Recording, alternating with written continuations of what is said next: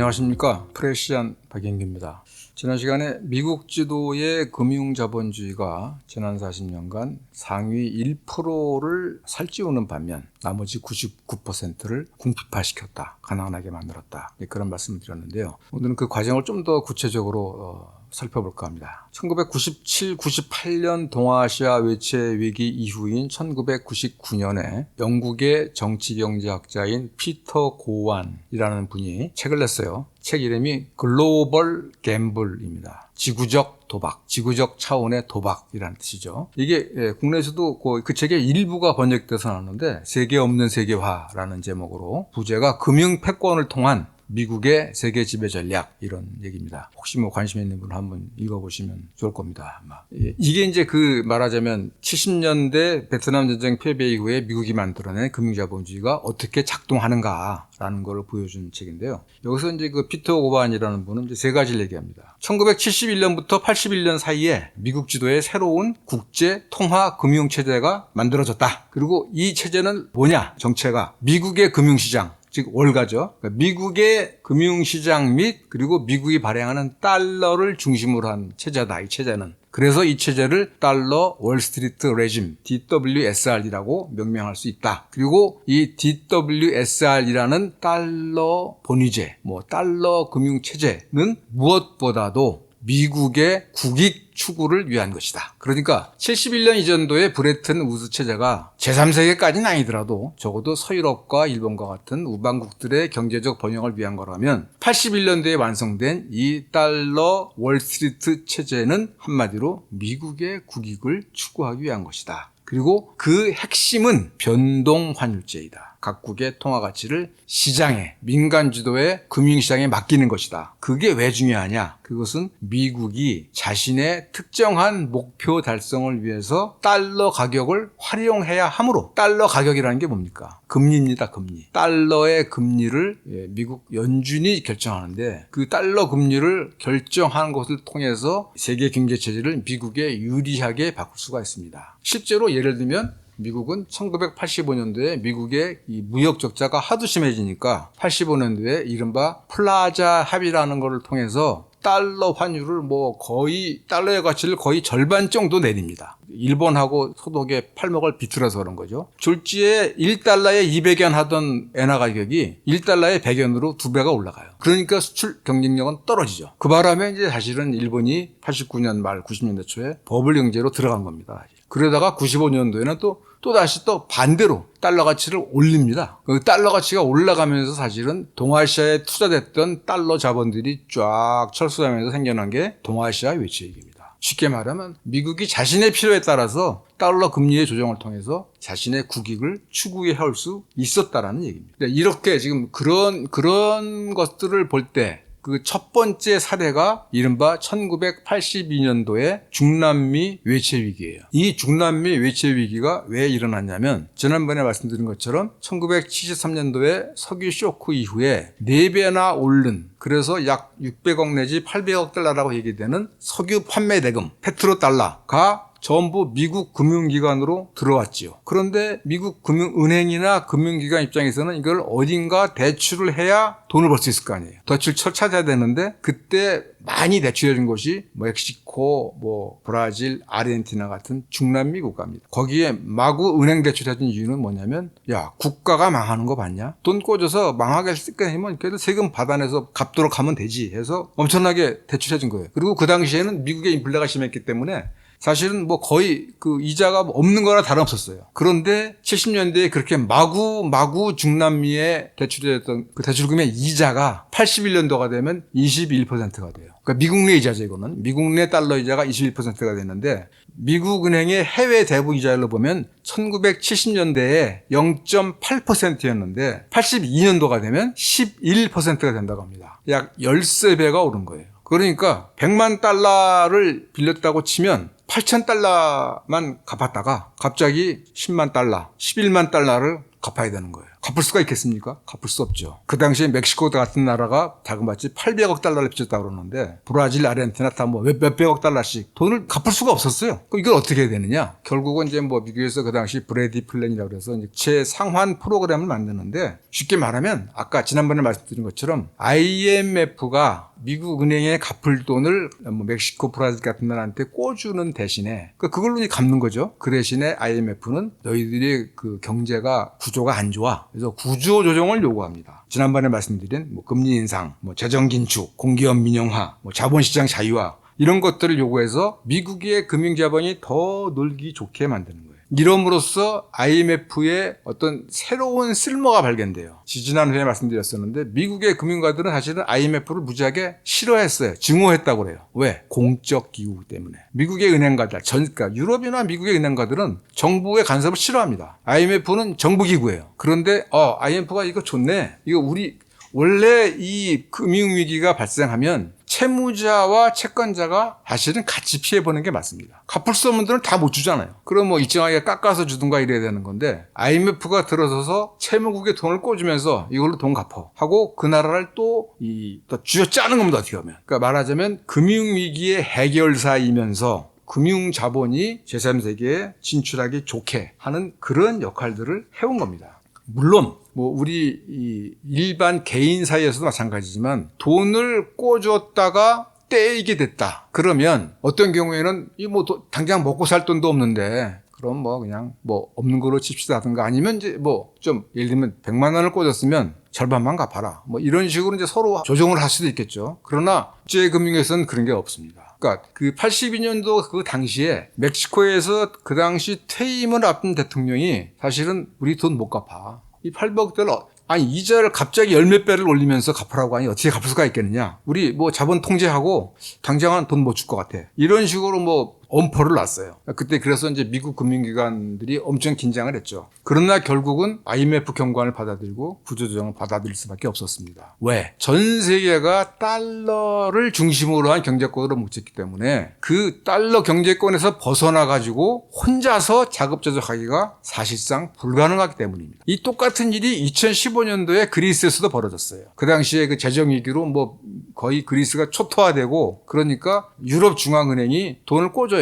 다시 말하면 그 유럽의 금융기관한테 빚진 거 갚으라고 돈을 꽂으면서 엄청난 긴축을 요구합니다. 긴축이라는 건 뭐냐면 사회복지 이런 데 쓸 돈 쓰지 말라는 거예요. 연금도 주지 막 줄이고. 그러니까 이제 그때 그리스의 시리자 정권이라는 좌파 정권이 나와가지고 야, 먹고 사는 게 먼저지, 빚 갚는 게 먼저냐? 해서 국민 투표를 해가지고, 이거 뭐, 좀 세무 상황을 연기하든가, 좀 뭐 깎든가, 이런 걸 하자라고 했는데, 결국은 이 시리자 정권도 이제 금융기관, 유럽 중앙은행, 또 뭐, 유럽의 민간 금융기관의 압력에 굴복해가지고 돈을 갚습니다. 그래서 그리스는 완전히 초토화했다고 그러죠. 거기 유능한 뭐, 예를 들면 의사라든가 엔지니어들은 뭐 미국으로 이민을 가고 막 그렇다고 그러는데, 어쨌든 이 말씀 뭐냐면 금융위기가 나서 진짜 도저히 민생을 도탄에 빠뜨릴 정도로 허리띠를 쥐어짜고 쥐어짜도 짜면서 돈을 갚아야 되는 이유는 뭐냐면 전 세계가 미국 달러 위주의 금융권으로 조직되어 있으므로 거기서 벗어나서 단독으로는 살아갈 수가 없기 때문에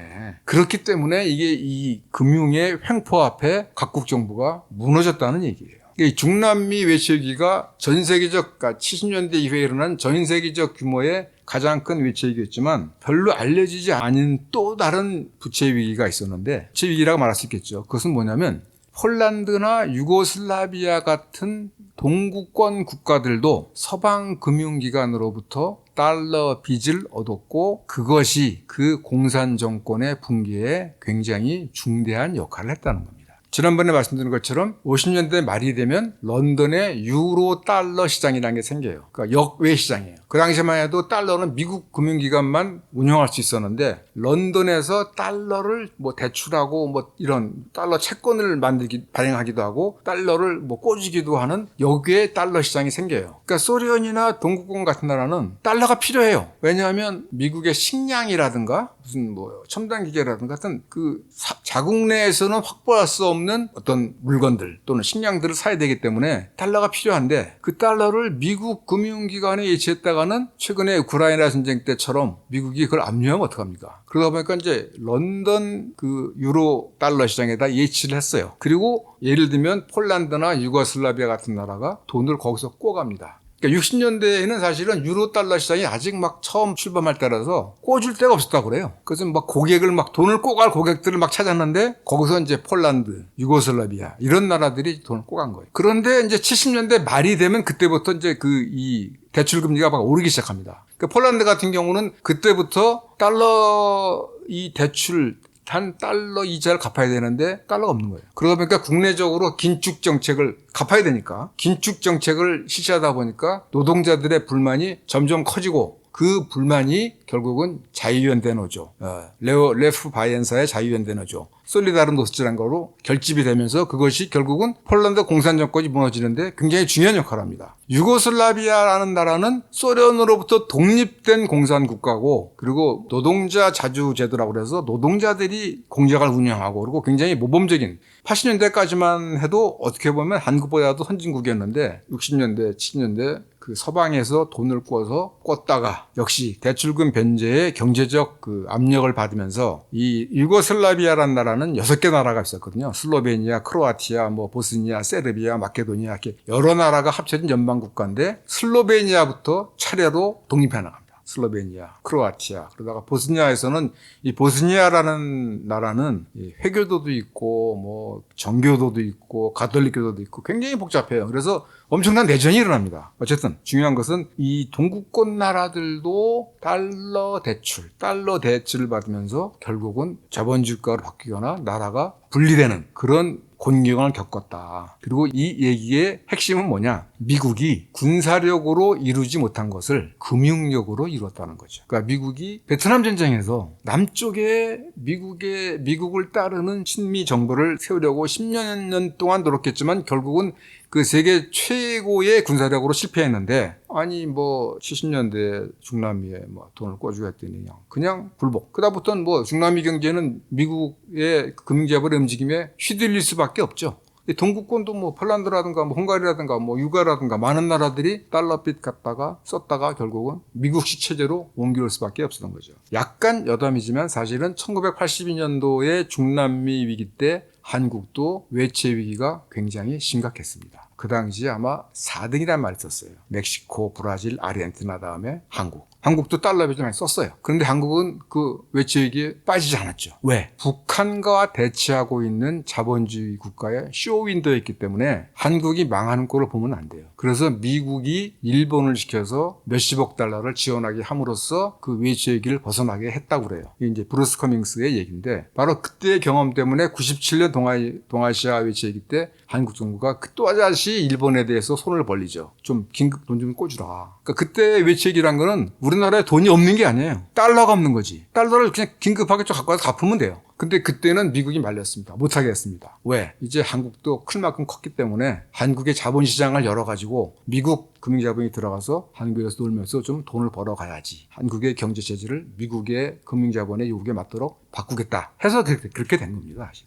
자, 그 1997년 동아시아 외채위기도 지난번에 아까 말씀드린 것처럼 플라자 합의 이후에 약 10년간 계속했던 달러 약세, 약달러에서 강달러로 바뀌면서 그 90년대가 되면 이제 세계화가 되죠. 소련이 망했기 때문에 전 세계가 이제 미국 금융자본의 놀이터가 되는데 동아시아가 어쨌든 이 경제 성장이 가장 왕성한 지역이었어요. 그러니까 사실은 뭐 이제 90년대 이후로는 세계 경제의 중심이 동아시아로 온 거예요. 그러다 보니까 많은 잉여 달러들이 여기 돈이 되네. 그래서 뭐 주식시장이라든가 뭐 채권시장이라든가 한국, 태국, 뭐 인도네시아, 말레이시아 이런 데 막 들어온 거예요. 그랬다가 이제 강달러가 되고 하다 보니까 슬슬 돈이 빠져나가고 그러다 보니까 이 한국 같은 경우는 이제 하여튼 그 빌린 달러를 제 기일 내에 갚을 수가 없게 된 거죠. 그러면서 이제 그 한국 경제가 은행이라든가 뭐 주식이라든가 모든 부분에서 완전히 개방되는 그런 계기가 됐고 한국은 그때 그 위기 때문에 뭐 중소기업을 비롯해서 그야말로 막 수십만, 수백만 명이 엄청난 고통을 아주 겪었습니다. 그 경제 체질이 바뀌었죠. 금융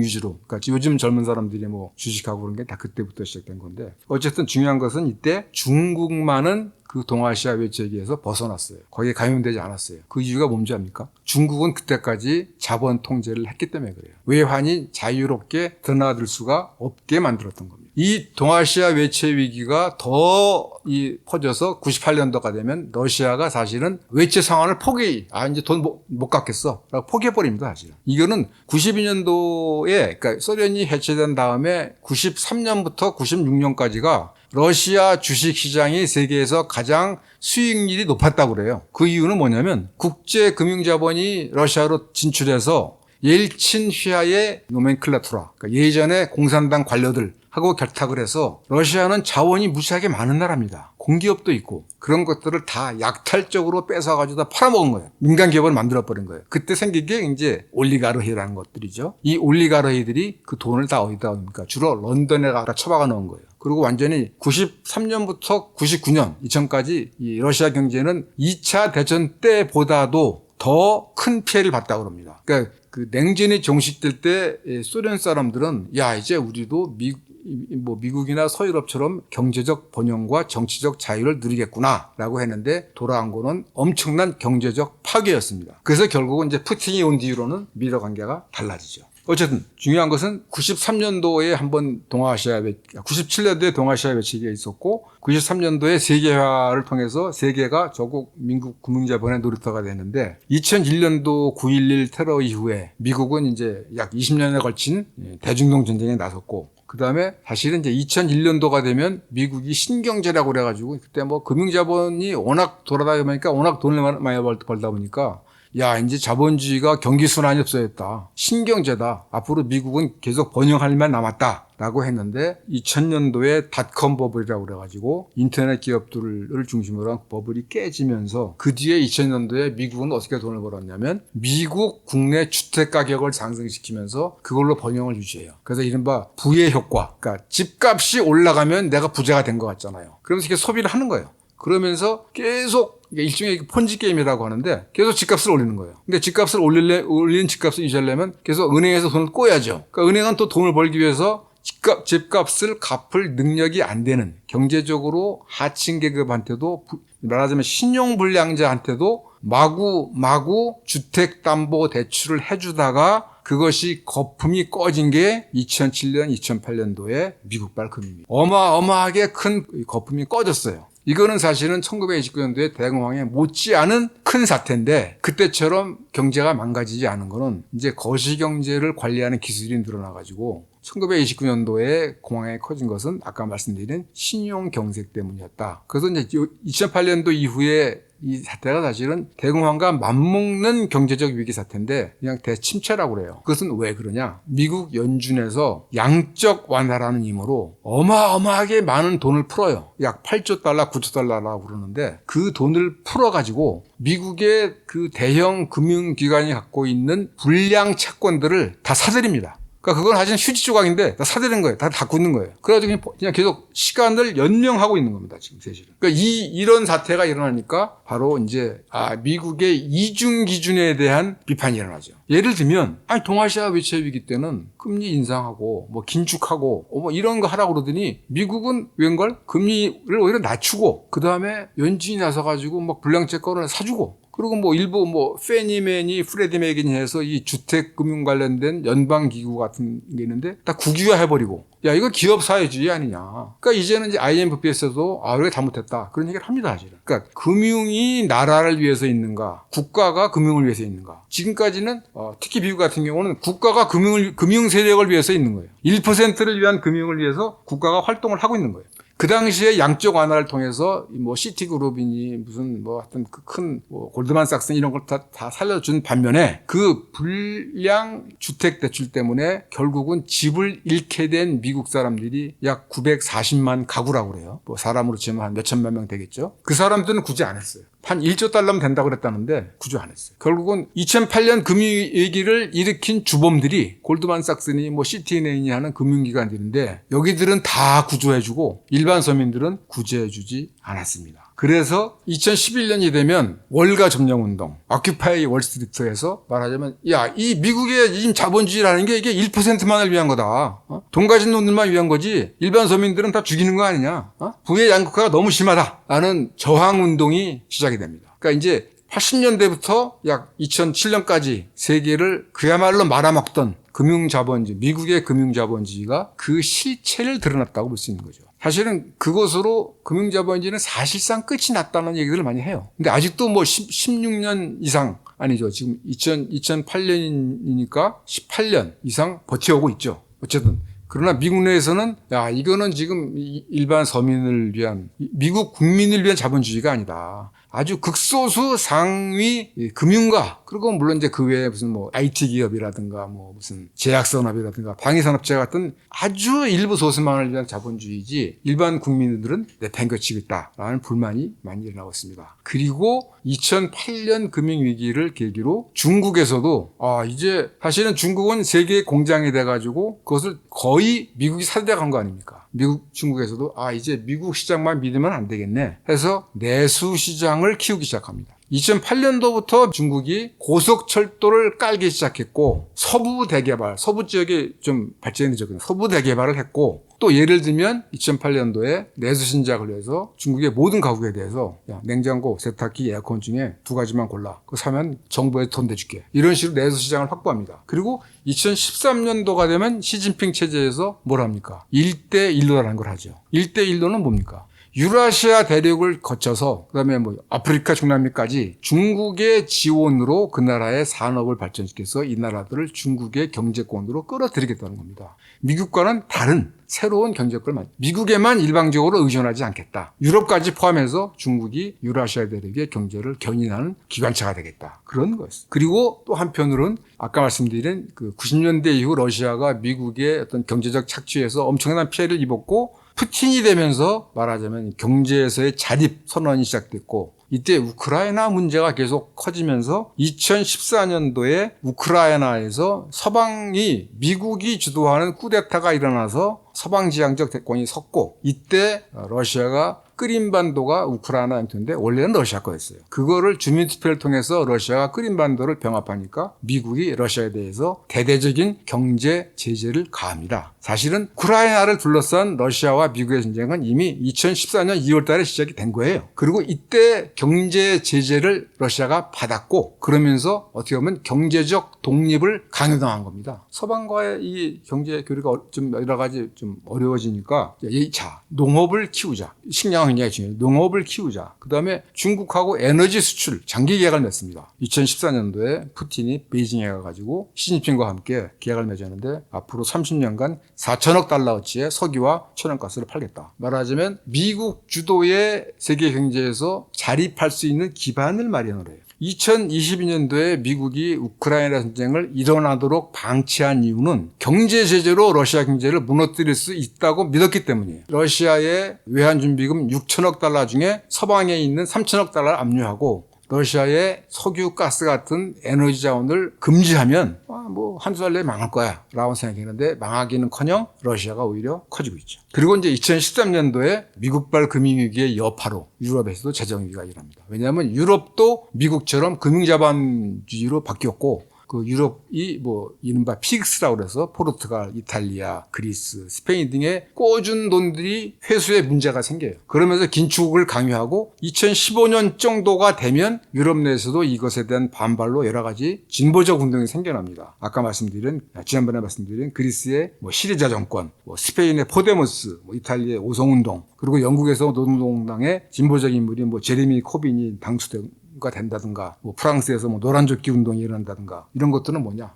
이 금융자본주의가 하다 보니까 우리 중하층 서민들은 못 살겠다라는 반란이 마구 지금 일어나고 있는 겁니다. 결국은 1970년대를 거치면서 베트남 전쟁 이후 1970년대를 거치면서 1980년대부터 작동되기 시작한 미국식 금융자본주의가 세계를 40여 년간 지배해 왔지만 이제 그 수명이 다하고 있다. 그리고 지금 우크라이나 전쟁을 계기로 러시아와 중국이 주도하는 비서방 이른바 글로벌 사우스 또는 브릭스 플러스가 이미 G7보다 GDP 측면에서 능가하고 있고 미국의 달러 지배에서 벗어난 새로운 국제 무역 금융질서 수립을 추진하고 있다. 반면 미국에서는 트럼프 당선, 아무도 예상하지 2016년도입니다. 아무도 예상하지 못했던 트럼프의 당선, 또 영국에서는 아무도 예상하지 못했던 브렉시트, EU 탈퇴, 유럽연합 탈퇴 등으로 드러난 것은 뭐냐면 많은 미국과 유럽의 서민들도 이 미국이 주도하는 금융자본주의가 극소수를 위한 경제체제 운영 방식이지 대다수를 위한 것은 아니다. 그래서 뭔가 다른 보다 많은 사람들이 보다 공평한